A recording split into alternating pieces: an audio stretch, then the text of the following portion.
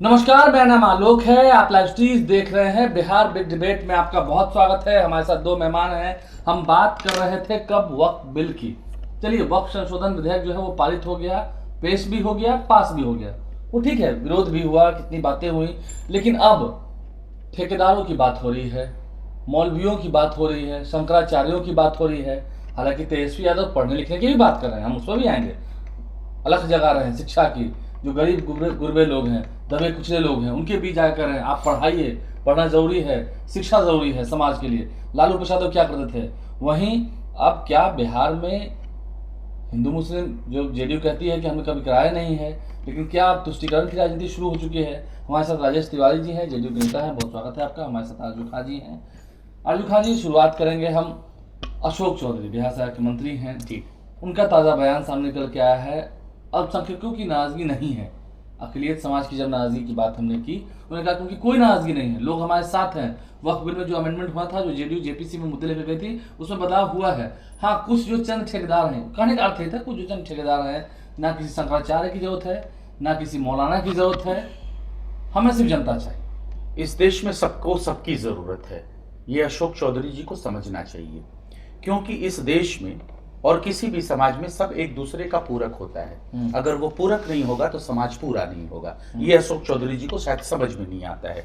दूसरी चीज, ये कोई नई चीज थोड़ी है। बिहार प्रदेश में आपने हर वक्त प्रदेश के मुसलमानों को ठगने का काम किया और आगे भी कर रहे हैं। देवेश चंद्र ठाकुर कौन थे जो मुसलमानों को गाली देते थे? उसके बाद फिर ललन सिंह के बोल हमने देखे संसद के पटल पे, और फिर अभी देखे कुछ दिन पहले किस तरीके से जहरीले बोल रहे थे कि मुसलमान हमको वोट नहीं देता है। और हकीकत यही है कि मुसलमान कुछ परसेंट तो जरूर आपको वोट देता था। तब तो आप कभी आने वाले वक्तों में बड़ी कुछ ज्यादा सीटें लेके आते थे। मुसलमान आपसे नाराज हो गया, आपको 42 सीट पे सिमटा दिया। जनता का जनादेश को तो स्वीकार करिए। नहीं, फिर तो मुसलमानों ने भी वोट दिए ना लोकसभा चुनाव में। मैं वही चीज मैं उसी पे मैं आ रहा हूं। जनता का जनादेश है, कभी आपके साथ, कभी हमारे साथ, कभी किसी और के साथ। जनता का जनादेश सबको स्वीकार करना चाहिए, हम इसको स्वीकार करते हैं। लेकिन जहरीले बोल नहीं बोलने चाहिए। अगर कोई तबका अगर आपको वोट नहीं भी करता है, जो कि पूरी तरह से ये गलत है, सब हर तबका हर पार्टियों को वोट करती है। अगर नहीं भी देता है तो आप उसका सम्मान करिए। आप उसको मतलब गिराने का आप काम मत करिए। दूसरी चीज, 7 तंजीमों का मामला था। अगर आपको संतुष्ट करना था, यह राजनीति किसने किया? जनता दल यूनाइटेड ने किया। 7 तंजीम यानी 7 मुस्लिम संगठनों का मामला था, किसी भी धर्म के धर्म गुरुओं का मामला था। आपके पास वो आते हैं, नीतीश कुमार जी से मिलते हैं, मेमोरेंडम पे देते हैं आपको। मेमोरेंडम देने के बाद आज आप उनसे मिलते तक नहीं है। सबसे बड़ा संशय ये है, आप कहते हैं कि मैंने सारी चीजों पे, सब बिंदुओं पे हमने बात कर ली है। जेपीसी के मेंबर खुद कहते हैं ऑन रिकॉर्ड, ऑन टीवी, हर देश के चैनल्स ने चलाया कि हमारी बातें नहीं सुनी जा रही हैं। जबरदस्ती हमारी चीजों को सुना नहीं जा रहा है। जो इनको करना है वो कर देंगे, मनमाना काम चल रहा है। अब उसके बाद कहते हैं कि हमने सब कुछ कर दिया है। छोटा सा एक मैं आपको मतलब एक उदाहरण दूंगा कि जो सरकार जिसके साथ जनता दल यूनाइटेड 20 सालों से शासन सत्ता में है, वो सरकार अगर किसी मुसलमान को उसके छत पर नमाज नहीं पढ़ने देती, उसकी जमीनें उससे छीन कर फिर उसको कैसे खुशहाल करेगी? नहीं, नमाज कहां नहीं पढ़ने दे रही है। कहां? अभी ये सवाल आया। आप ये बताइए, आप मुसलमानों के हुतैसी हैं। अभी बेगूसराय में कुछ दिन पहले, नहीं सॉरी, बेगूसराय नहीं, मोकामा स्टेशन पे 34 बच्चे को पुलिस उठा लेती है, हवालात में बंद कर देती है। 14 घंटे तक उन बच्चों को न खाना दिया जाता है, न पानी दिया जाता है। उनका कसूर क्या था? आप इतने बड़े आरएसएस के शुभचिंतक हो गए कि उनके सरों की टोपी और बदन के कुर्ता पैजामा देख के उस 16 से 14 साल के बच्चों को आप जेल में डाल देते हैं। यह आपका सुशासन है? आपको शर्म नहीं आती है? प्रदेश के मुसलमानों को बरगलाते हो, 14 साल के बच्चों को जेल में डालते हो। मौलाना आजाद फाउंडेशन जो स्कॉलरशिप जो देती थी, उस स्कॉलरशिप को आप बंद कर दिए। अगर बात करनी है तो शिक्षा पे बात करिए। आपको लगता है कि जेडीयू को मुसलमानों को वोट अब नहीं चाहिए, मन भर गया है? नहीं, ये हिंदू मुसलमान की ध्रुवीकरण करने की कोशिश में है, क्योंकि इनको पता चल गया कि बिहार प्रदेश की जनता ने जो इनका सेकुलर का जो चोला ओढ़ के बैठे थे, जो नकाब था, उसको बिहार प्रदेश की जनता ने नोच दिया। कि वक्त पर सिर्फ भरमाया जा रहा है, हकीकत कुछ और है। भरमाते तो ये खालिद अनवर रहे हैं। जो इमारत शरिया ने जो लेटर जारी किया, उस लेटर को फर्जी करारा। आप जैसे मैं पत्रकारों का धन्यवाद अदा करता हूं कि आप शर्मार्थ शरिया गए और उन लोगों ने बताया, मुफ्ती अब्दुल्ला कासमी साहब ने, कि हमारा लेटर 100% सही है। अगर कोई फर्जी है तो वो जनता दल यूनाइटेड के सेकुलर नेता फर्जी है, जो सेकुलर का चोला ओढ़ के बैठे हुए हैं और कम्युनिज्म आरएसएस के गोद में बैठ के काम कर रहे हैं। ठीक, हम आते हैं प्रदेश तिवारी जी। मौलानाओं का वोट तो मतलब मौलानाओं का साथ की जरूरत नहीं है, जनता साथ है, नहीं चाहिए मौलाना का साथ। तुष्टिकरण की राजनीति शुरू कर दी आप लोगों ने। आलोक जी, सबसे बड़ी बात है कि हमारा जो जनता दल यू है कभी भी सेकुलर रहा है और रहेगा। इसमें किसी आरजेडी वाले को जरूरत नहीं है सर्टिफिकेट देने का। हम का एक ही मिशन है, हमारे नेता का एक ही मिशन रहता है कि हम सब धर्म सब भाव के। आप देखे होंगे ये जो आरोप लगा रहे हैं, शायद इनको जानकारी नहीं है। ये आरोप अभी रामनवमी के दिन जो आप देखे होंगे 3 दिन से 4 दिन से पहले से जो टेंट लगा हुआ था जिसमें दर्शनार्थी थे, जिस दिन जुम्मा था, ईद का जो था, उसके नीचे लोग नमाज किए। और ये हमारी खूबसूरती है जो कहते हैं कि छत पर नहीं होने दिया।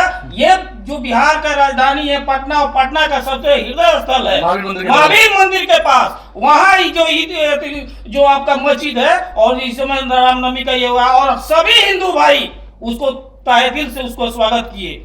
ये है हमारा नीतीश कुमार जी का। और कभी भी हम लोग जो भी गंगा जमुनी तहजीब का अगर जो रखते हैं, अरे ये लोग देखिए आरजेडी और लालू परिवार क्या किया है, वो सिर्फ और सिर्फ आरएसएस का, भाजपा का डर दिखा करके वोट लेने का काम किया गया। आप लोग कह रहे हैं कि उनके लोगों का साथ नहीं चाहिए। नहीं, कभी भी हमारे लोग कहने का हम लोग जितना काम करके दिखाए हुए हैं जिस समाज के, ये लोग तो सिर्फ ठगने का काम। नहीं मिलता है। अरे हमको पूरा वोट मिलता है, क्यों नहीं मिलता है? लेकिन ये जो चंद ठेकेदार बने हुए हैं जो फतवा जारी करते हैं और कुछ एक वाला है जो मुसलमानों के लिए कुछ नहीं किया, और उसके बाद कोई मौलाना कोई धर्म गुरु किसी का ठेकेदार नहीं होता है। Mind your language. कोई धर्म गुरु, कोई शंकराचार्य, कोई मौलाना ठेकेदार नहीं होता है किसी का। और ये चंदा खोर भारतीय जनता पार्टी आरएसएस के गोद में बैठने वाले बात करेंगे। अरे आरएसएस के गोद में बैठने वाले बात करेंगे। अरे आरएसएस के शुभचिंतक ठेकेदार वाली बात पर मत लीजिए। मौलाना किसी का ठेकेदार नहीं है, मौलाना किसी का ठेकेदार नहीं है, नहीं है ठेकेदार। आप जो करते हैं माइंड योर लैंग्वेज। कोई भी जाति का सम्मान करना पहले किसी भी जाति का सम्मान करना सीखिए। जनता दल यूनाइटेड मुसलमानियों को गाली देना बंद करे। जनता दल यूनाइटेड मुसलमानों को गाली देना बंद करे।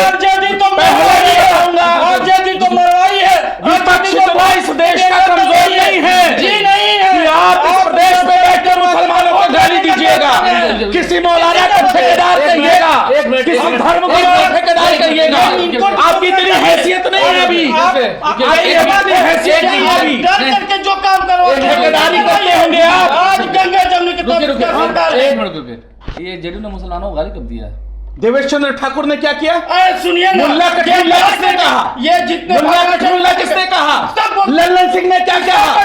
क्या कहा? धर्म को नाम पर लड़ाने वाले आलोक जी, क्या कहा? आलोक जी, ये हमारा मामला नहीं था। रुक जाइए 1 मिनट, जल्दी से 1 मिनट अपनी बात खत्म कीजिए, मैं आप पर आ रहा हूँ। फिर वो भी नहीं बोलेंगे, फिर वो भी नहीं बोलेंगे। नहीं बोलने का बात, ये आरजेडी का कल्चर है। हाँ, क्या कल्चर इनके है? समय में गलत बोलिएगा तो विपक्ष रोकेगा, गलत बोलिएगा तो विपक्ष रोकेगा। विपक्ष की आवाज नहीं दबाई जा सकती। 1 मिनट, क्या जेडीयू को सच में मुसलमानों से नफरत है? क्योंकि आपके देवेश चंद्र ठाकुर ने एक बार कहा था, अभी अशोक चौधरी ने जो कहा वो भी आपने सुना। तो आप देखिए, यही बात है, उन्होंने सबका कहा, शंकराचार्य को भी कहा।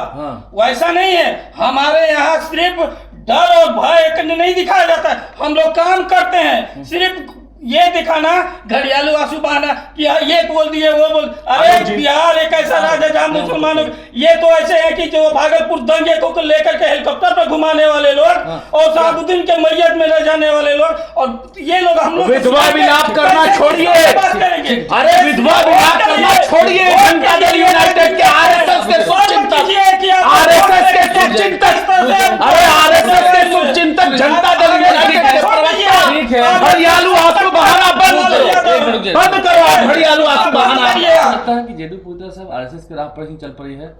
ये 14 साल और 16 साल के अरे भाई, बच्चे वो तो उदाहरण आपने नहीं दिया। आप बताइए ना। अरे आप किस मामले में अरे सुनने दीजिए, किस मामले अरे में सुनने दीजिए। झूठ बोला रहे। समाजवाद का चोला ओढ़ के अरे गोडसे के समर्थकों के साथ बैठने वाले हमें शीशा दिखाएंगे। अरे हमको आईना दिखाएगी जब गोडसे के लाइन पे चलते हैं। आरएसएस के साथ गलबहिया करने वाले लोग हमको बताते हैं। यहाँ हिंदू मुसलमान एक मिनट ले आइए। क्या आपको लगता है कि जेडीयू मैं इस सवाल का जवाब दूंगा। सबसे बड़ी चीज इन्होंने कहा ठेकेदार, हाँ। चंद ठेकेदार नहीं, किसको उन्होंने कहा? कहा कि हिंदू में विकास। नहीं सुन लीजिए। अरे उनको क्या मैं मतलब इनकी बात वो करता हूं। मतलब है? अरे आपको उससे मतलब है, इसलिए आरएसएस के गोद में बैठे हो। आपको मतलब है, लाल यादव हमारे साथ मुकदमा समाजवाद का चोला हो। शर्म आपको। दोनों ही धर्मों की हम बात कर रहे हैं। उन्होंने कहा, जो मैं एग्जैक्ट बयान बताता हूँ कि उस बयान में भी था। उन्होंने एक मिनट हाँ, उन्होंने मौलाना कहा ठीक है, लेकिन उन्होंने शंकराचार्य भी तो कहा कि शंकराचार्य भी अगर हिंदुओं में ठीक है आलोक जी हिंदुओं में अगर इनको अगर कुछ लोग इस प्रदेश का मुख्यमंत्री कौन? नीतीश कुमार। उनके गठबंधन में कौन आते हैं? सारे एनडीए सहयोगी दल आते हैं। मुल्ला कठमुल्ला जीतन राम मांझी ने कहा समाजवाद के नाम में के नाते समाजवाद के नाते गद्दी को ठुकराएंगे, गठबंधन तोड़ेंगे। है हिम्मत इस कुर्सी कुमार की जो मुसलमानों को गाली देता है, कठमुल्ला कहता है उसके लिए गद्दी छोड़ दे। आरएसएस के गोद में बैठे, अरे गोडसे के विचारक, अरे गोडसे के साथ देने वाले आरएसएस के विचारक, आरएसएस के आप बात करिएगा। मुसलमानों को वोट लेकर मुसलमानों को जेडीयू नेता ने कहा, कई बार कहा जी, कहा नीतीश कुमार ने कुछ कहा, नीतीश कुमार जी कुछ उनको कहा। उनको कुर्सी पसंद है, कैसे कहेंगे? उनको कुर्सी पसंद है, आरएसएस उनको पसंद है, उनको गोडसे पसंद है, उनको गोडसे पसंद है। कुर्सी अरे सुन लीजिए, दिल बड़ा करो। अरे सत्ता के लोगों दिल बड़ा करो। हिम्मत है तो कलेजा बड़ा करो। अगर हिम्मत है तो कलेजा बड़ा करिए। सुनिए, देवेश चंद्र ठाकुर ने मुसलमानों को गाली दिया। आप सच्चाई बोलिए। आप ये बताइए, यही बीजेपी अगर समर्थन दे रही है, 2 मुख्यमंत्री बना रही है, लेकिन जब बनाना हुआ तो आप बताइए, चले गए 1947 में चले गए 1947 में। अरे 2025 की बात करो साहब, अरे 2025 की बात करो। 24 की बात कर रहे हैं। नहीं समझे, अल्पसंख्यकों से सबसे ज्यादा तो अरे भैया उनको उप मुख्यमंत्री क्यों नहीं मिला? आलोक जी, क्योंकि हमारा आलोक जी, उप मुख्यमंत्री का इसलिए आलोक जी मैं बोलूं, में नहीं बैठा। आलोक जी मैं बोलूं, मैं आ रहा हूं। ठीक है। कल तेजस्वी यादव ने भी ये कहा, कल वो अलग जगह आए थे शिक्षक, मैं उसको रिलेट करता हूँ, आप उस पर आ जाइएगा, दोनों पर आप ही को बोलना है। कल तेजस्वी यादव ने कहा कि शिक्षा समाज के लिए काफी जरूरी है। मुसलमान समाज के लोगों ने भी कहा कि हमारी सरकार आएगी तो जमीन देंगे, एक और वादा, ठीक है, माई बहन मान योजना, फिर 200 यूनिट बिजली फ्री। कल एक और वादा उन्होंने किया कि जो बेघर है, जो नाला किनारे बसते हैं, ध्यान से सुनो, जो नाला किनारे बसते हैं उनको पक्का घर मकान देंगे, ठीक है। तो शिक्षा की बात उन्होंने सबके लिए कही थी, कोई हिंदू मुसलमान की तो कही थी। तो तेजस्वी यादव तो हमेशा शिक्षा की बात करेंगे ही ना, क्यों नहीं करेंगे? हाँ। आप अगर मुसलमानों के इतने बड़े इस प्रदेश में हितैषी बनने की जो कोशिश कर रहे हैं, जबकि आरएसएस क्या भक्त तो उनको ताकि वोट सुन मिले ना लीजिए भाई। सुन लीजिए ना सब, आपको आलोक जी वोट- सुन लीजिए ना, जबकि जनता दल यूनाइटेड आरएसएस की भक्त है, बात करती है शिक्षा पे कि हमने बहुत काम किया। हाँ। तो ये बताइए इस साथ प्रदेश उनके तो का भक्त ही इस प्रदेश साथ उनके तो भक्त अरे ही सुन लीजिए ना, हाँ तो ये बोले ना, नहीं, नकार के ये बताइए, नकार के हम अगर मुसलमानों मेरे सवाल का जवाब नहीं अगर पूरा बच्चों हुआ। मेरे सवाल का जवाब नहीं पूरा हुआ, नहीं हुआ, मेरा जवाब ही नहीं हुआ। सुनेंगे लिटरेसी क्यों इतनी कम है? यही तो बात मैं है। पूछना चाहता हूँ कि मुसलमानों का लिटरेसी क्यों है? क्यों कम है मुसलमानों का लिटरेसी? बताइए। अरे एनआरसी, तीन तलाक, बाबरी मस्जिद, वक्फ बिल, अरे बारे भाजपा, अरे बारे भाजपा, शांति से क्या अब ये बताइए, शिक्षा पर क्या अगर सुनिए, बच्चों से लेकर के जो बच्चा अगर बाहर आ जाता था पढ़ने के लिए, उसके लिए तालीम मरकज का गठन किया गया। झूठ, मैं आऊंगा, सुन तो लो। तालीम मरकज के लिए किया गया, बच्चों को पकड़ के आके मदरसों में शिक्षा देने के लिए टेक्निकल व्यवस्था किए। यहाँ तक कि IAS PCS की बात, मुसलमानों को गाली दीजिएगा, मुसलमानों को गाली दीजिएगा, नहीं मुसलमानों को गाली दीजिएगा, अरे आप नहीं मिलेगा। अरे मुसलमान छीनिएगा, रुकिए एक मिनट, आप उनकी जमीन छीनिएगा, नहीं, आप उनकी पढ़वाया जमीन छीनिएगा। पढ़वाया कि नहीं पढ़वाया? आप बोल रहे हैं बिहार में पढ़वाया नहीं? हाँ, ये भी आपका जो वक्त वाली बात है वो सोच में आऊंगा, पढ़वाया कि नहीं पढ़वाया? अगर पढ़वाया है ना, ना। अच्छा हम किसी पे अगर किसी भी चीज पे चर्चा करते हैं आलोक जी, तो वो डेटा के आधार पे चर्चा करते हैं। हम डेटा दे रहे हैं, हम डेटा आप डेटा दे अरे सुनिए सुनिए अरे सुनिए, सरकार अरे सवाल तो सुनिए, दीजिए। सवाल तो सुनिए। ये बताइए बिहार प्रदेश का मुसलमान इतना लिटरेसी में पीछे क्यों है और पूरा बिहार प्रदेश क्यों साक्षरता में पीछे है? हाई स्कूल में सबसे ज्यादा ड्रॉप आउट बिहार का बच्चा क्यों करता है? इंटरमीडिएट पे 100 में सिर्फ 9 बच्चे क्यों बिहार के पास होते हैं? ये सवाल है ना। अगर आपने इतना किया है तो सब चीजों में पीछे क्यों है क्योंकि बिहार प्रदेश?